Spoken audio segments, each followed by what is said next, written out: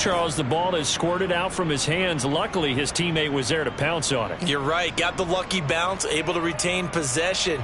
You know, we often talk about the combine and why do we measure quarterbacks' hands. Is that really a big deal? It's for situations like this. Do you have the hands big enough and strong enough to hold onto the football while being jostled? And this one is right through. And they get themselves on the board here. It's 10-3.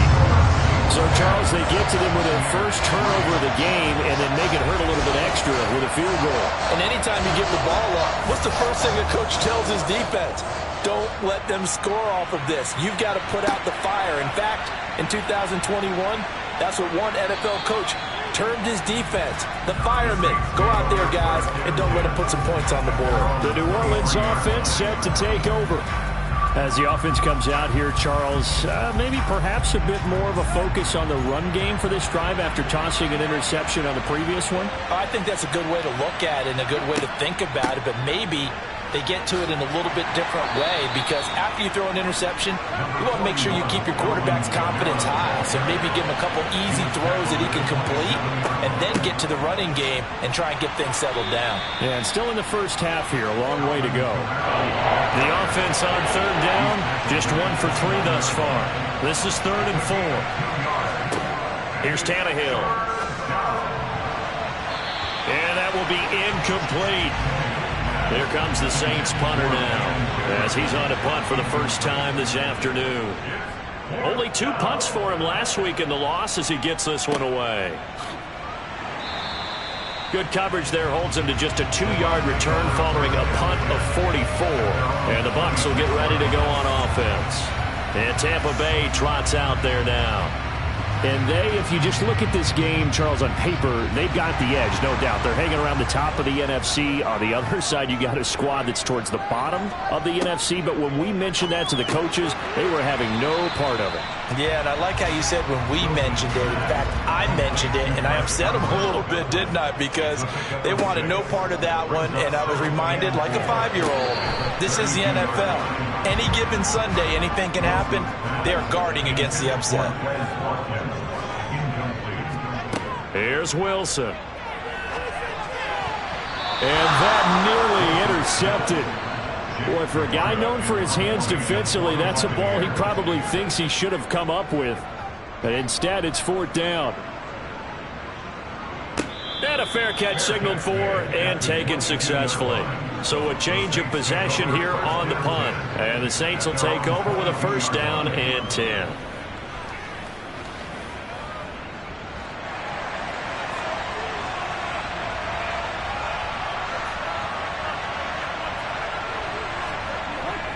They start the drive on the ground. Kamara. And he finds some space past the 25 to the 27. The 1st down run got 5. Here's 2nd and 5. They run it again with Kamara. And he's taken down but able to slip across the 35. 53 yards rushing on 12 carries for him now. And this is an example of breaking down a defense because on a lot of these runs, he's getting past the point of attack. And guess what he's doing? Forcing the secondary guys to have to make a lot of tackles.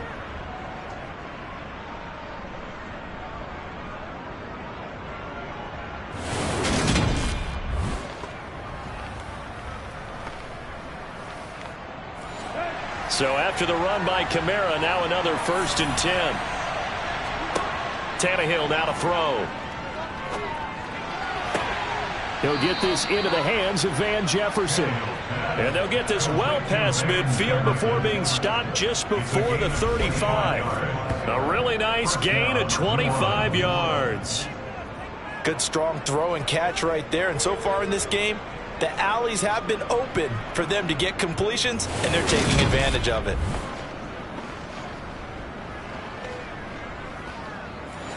So from Buccaneer territory now, it's 1st and 10 at the 37-yard line. Kamara up the middle, and tough sledding. He'll get maybe a yard, stop short of the 35. On 2nd and 9, Tannehill. He throws and he hits the slant route to Thomas. And this is going to lead to another 1st down as the tackle's made at the Bucs' 22-yard line. A really nice pickup of 14 yards, and it moves the sticks. That was a nicely run slant route, and what the receiver's trying to do is make the defender think he's going upfield for a deeper route, and then breaks it off, usually after about 3 to 4 steps, and cuts towards the middle of the field. And now what he's trying to do is use his body to keep the defender away from the football and give the quarterback a really nice target. Now a handoff. Here's Kamara. And he'll take it down here just shy of the 15 at the 16-yard line. He'll get a nice chunk there on the first down run, and it's 2nd and 4. A 6-yard pickup brings up 2nd and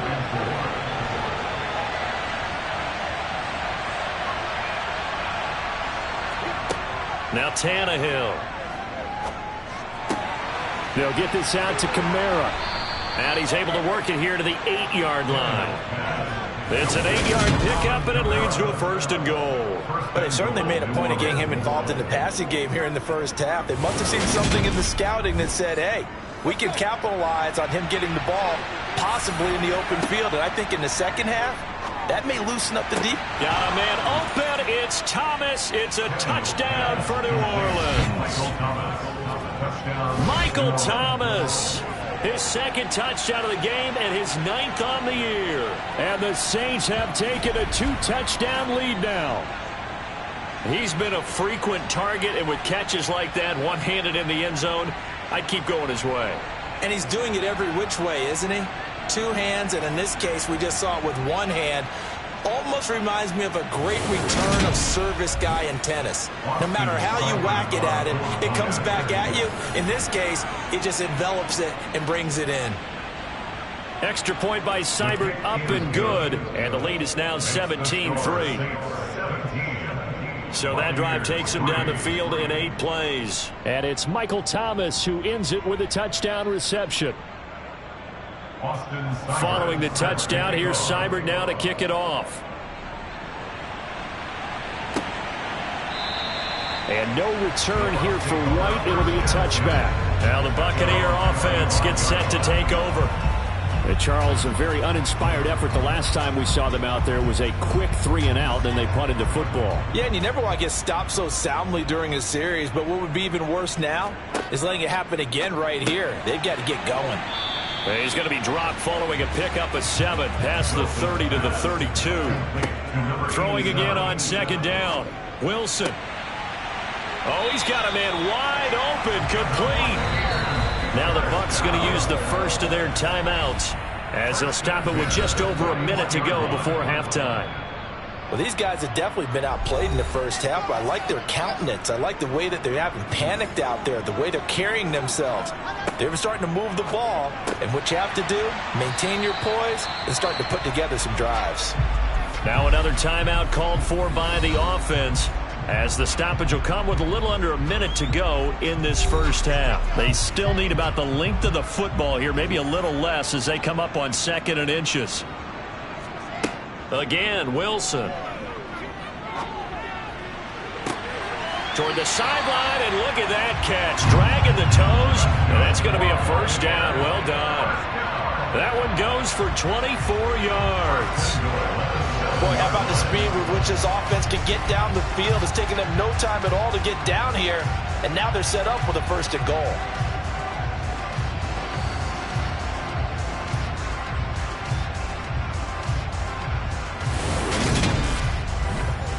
I believe they buzzed down. They're going to take another look at this play with all reviews coming from the replay official here in the final 2 minutes of the half. Did he keep those feet in bounds? That's the question they've got to decide. And I got to say, watching it in real time, it was awfully close. Yeah, it certainly looked like a heck of a catch because he didn't appear to bobble it, which could complicate things. But even with the benefit of replay, that's pretty tight. Well, here's the call. So that challenge, a successful one. Wilson will throw again. It's a short one here, complete to the tight end. And he is going to have a Bucs first down as that'll be a pickup of about 5 as they convert on 3rd and inches. Well, these two teams faced off earlier in the year, right around mid-season, back in Week 9. And it was the visiting Bucs who came away victorious, so they'll look to claim the season series with a win here in Tampa. Well, throw on first down with Wilson. Firing quickly here, and that's complete. And he's brought down here just outside of the 20. The Bucs forced to use their third and final timeout as they stop it with 16 seconds to go in half number 1. And now the Tampa Bay field goal unit comes out here. He hit his first, this one from 38. And his kick is indeed good. And a second field goal here gets him back within 11 now. It's 17-6. So the 3 points here, they're still down, but they put somewhat of a dent into that lead going into the break. Anything helps when you're trying to chip away at a lead, but they do know that they're going to need a little bit better effort in the second half. Takes it at the 7. And he takes this near the 25. Just a little pass there. Call it the 26. The Saints offense on the field, ready to get their drive started. And they're just going to run it here up the middle. And he'll just push his way forward for a few as the clock will run. So we have reached halftime with the visiting Saints out on top. As we toss it an hour or so east of here to Orlando, it's Jonathan Coachman with our EA Sports Halftime Report. All right, Brandon, thank you very much. We're starting to get near the home stretch of this NFL season. It's Week 13, so let's get an update on what's going on.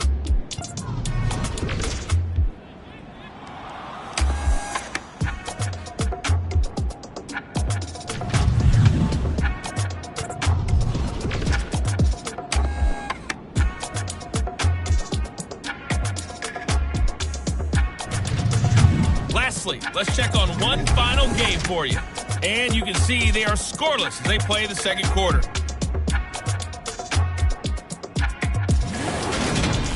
On now to a look at the next-gen stats in that first half for the Saints. And the ground game has been a big part of why they have this big lead. And you have to figure they'll lean on it a little bit more in the third and fourth quarters. Meanwhile, for the Bucs, there's a look at what they were able to do throwing the football.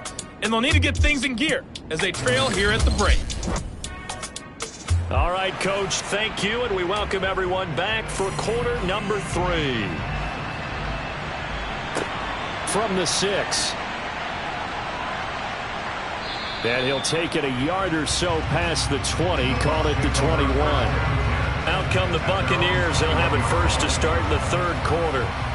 Charles, it'll be interesting to see what adjustments this offense made in the locker room. Haven't really been able to get anything going offensively, virtually nothing in the ground attack either. So certainly something has to change here in quarter 3.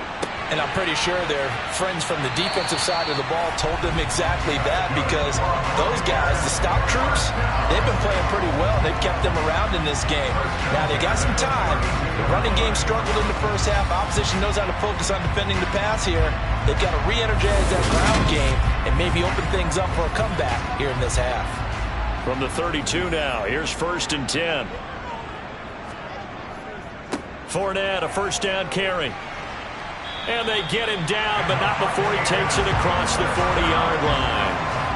10 yards there and a Buccaneer first down. All right, I got to ask you, with these RPOs, essentially the quarterback has 3 options, right? So what's different from that versus the triple option that we see the service academies run at the college level?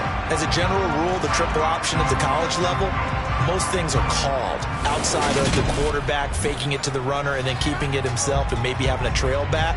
What I mean is, in the NFL, that option to throw the football all comes about organically. It's a natural deal based on read. Oh, Fournette loses it. It's out. The Saints say they have it, and they do. So it's kind of more of the same offensively. This was a team needing to come out of this third quarter with a little fire. Instead, they put the ball on the ground. And you know that has to be the discussion at halftime because they're down 2 scores. We got to come out with a little bit more urgency than we had in the first half. Now that urgency falls on their defense because they can't fall down 3 scores and hope to come back and win this game.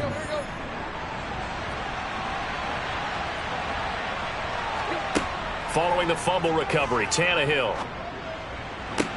Complete to Olave on the out route. Plenty of shouts from this crowd as they watch the replay. They want a challenge, and they're going to get one.